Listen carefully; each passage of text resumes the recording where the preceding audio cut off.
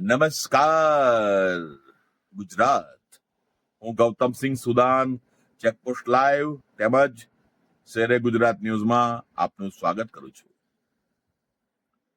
આ નવા વર્ષમાં આપણે બધા ભેગા થઈ એક નવો નિયમ બનાવીએ કે દર મહિને એક છોડ રોપીએ. નડિયાદમાં, ખેડા જિલ્લામાં દર મહિને એક નાનો છોડ રોપીએ અને છોડ તમારે જોઈતો હોય તો મારી પાસેથી લઈ જવાનો.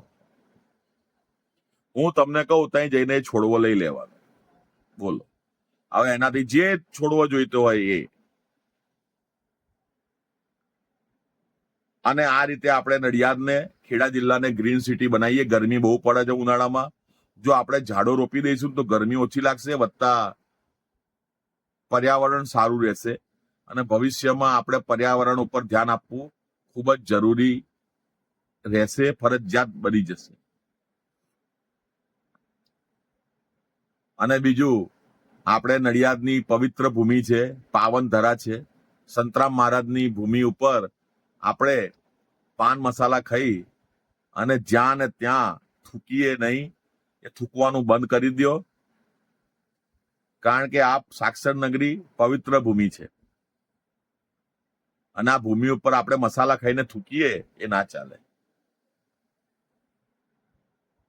તમારે થૂકવું હોય તો તમારું વાસણ તમે તમારી જોડે રાખો, કાં તો એક કોથળી રાખો, એમાં થૂકી દેવાનું. બરાબર. અને મારી દરેક સરકારી ઓફિસોને વિનંતી છે કે સરકારી પ્રિમાઇસીસમાં તમાકુની કોઈ પણ આઈટમ ખાવી અથવા પ્રદર્શિત કરવી અથવા વેચવી એ ગુનો છે. એટલા માટે સરકારી કર્મચારીઓ જેટલા પણ છે તેમનું ડેન્ટિસ્ટ દ્વારા ચેકઅપ કરાવવામાં આવે.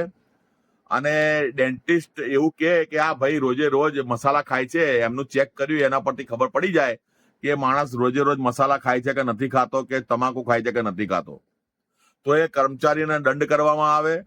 અને ફરી પાછું 15 દાડા પછી ફરીથી બીજું ડેન્ટિસ્ટ દ્વારા ચેકઅપ કરાવવામાં આવે. અને જો ફરી બી જો ચાલુ નોકરી એ કર્મચારી એ મસાલા ખાતો હોય અને મોંમાંથી મસાલાનું નીકળે, બરાબર, લેબોરેટરી વાળાને જોડે જ લઈને આવવાનું. અને જો નીકળે તો એને સસ્પેન્ડ કરવામાં આવે.